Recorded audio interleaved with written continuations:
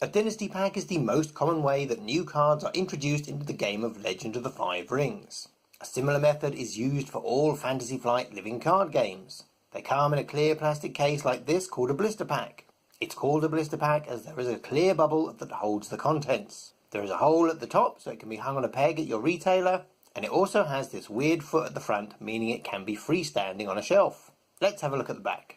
The first thing to note is that there is no big number which tells you the order that they are released. This is because you can buy the packs in any order and you don't have to purchase all of them.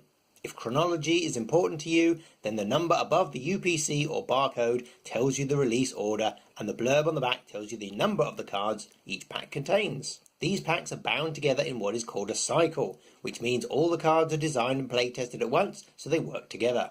There is a theme that runs throughout the cycle, and in the case of L5R in particular, there is an advancing story that links them all together. And each pack will contain a new story to read, so this could be a reason to acquire all the packs and do so in order.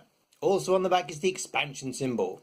This is the unique icon that appears at the base of all the cards in the cycle. Notice how it is different from the one on the cards that came in the core box. In future organised play, there may be a restriction on the cards that you are allowed to use to build your deck for that event, so it is handy to see which cards would be legal and which would not at a glance. Conveniently, it tells you that there are 60 cards in this pack. 60 is a common number dictated by the amount of cards you can fit on a single printing plate, and you will see it across many FFG products. The 60 cards in a Dynasty pack are actually 3 copies of 20 new cards, meaning unlike the core set, you shouldn't need to buy multiple copies of a pack just to get a full playset. This does unfortunately mean you will get 3 copies of cards that you can only have 1 copy of per deck. This is a shame, as the living card game format was supposed to reduce wastage and filler cards. An example of such duplicates would be province cards, where you can only have 1 per deck, and also the crab card Karada District. While we're looking at the back, note the design intention is that these cards are to supplement existing decks, as opposed to being a way you can skip buying the core box. Finally, there is the infamous QR code, which is a great idea, allowing you to scan the pack or box with your phone and see spoiler images of all the cards inside so you can decide if you want to purchase. The thing is, it never used to work. Our sister channel, the Arkham Chronicle, makes a lot of these videos, and they'd never found a pack that worked in more than a year of trying. But, as a bit of a stop press, it looks like customer service received enough complaints to fix the issue. And don't forget, you can type the address into a browser, either on your phone or PC, and see the cards without needing to take a picture of a physical pack. All these spoiler images are flagged with a big FFG logo to stop counterfeiting.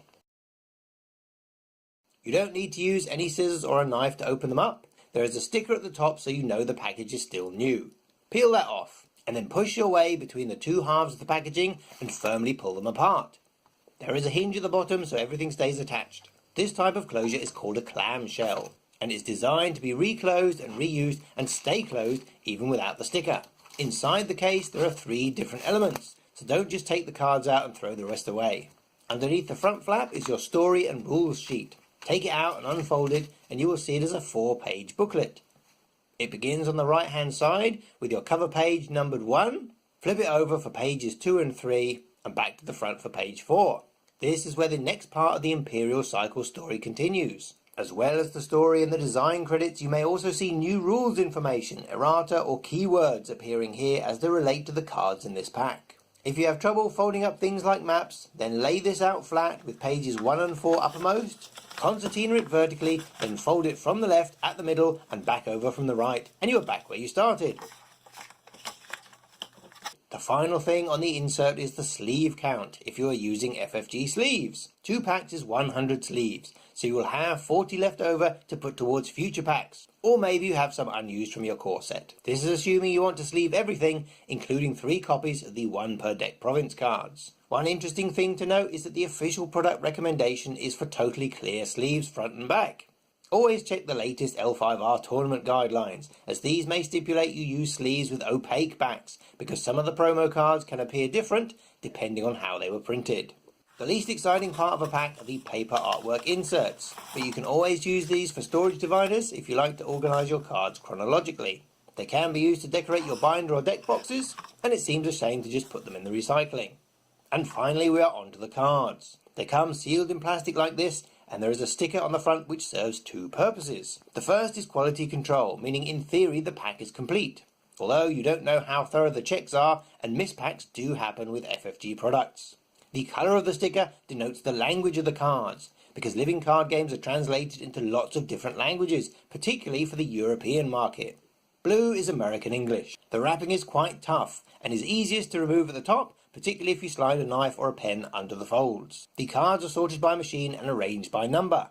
So you will have 3 copies of card number 1, then 3 copies of card number 2, and so on. Whilst it doesn't matter, the pattern appears to be province cards, then dynasty cards by clan, then conflict cards by clan, then unaligned cards at the rear. There is no rigid and equal distribution system. In some packs, one clan may gain more cards than another. Sometimes there will be a balance of conflict and dynasty, and sometimes not. There is a variety of card types with new holdings, characters, events, and so on. We aren't privy as to why certain cards appear sooner rather than later in a cycle, but the design is usually to plug a hole in the core box. This is why you see new province cards appear right away to bring more variety. Another thing about cycles are themed cards. In the core box, each clan had a way of card. In the Imperial cycle, each clan has a seal. It's a nice way of tying things together, and both these cards are given alternate art promos for organised play.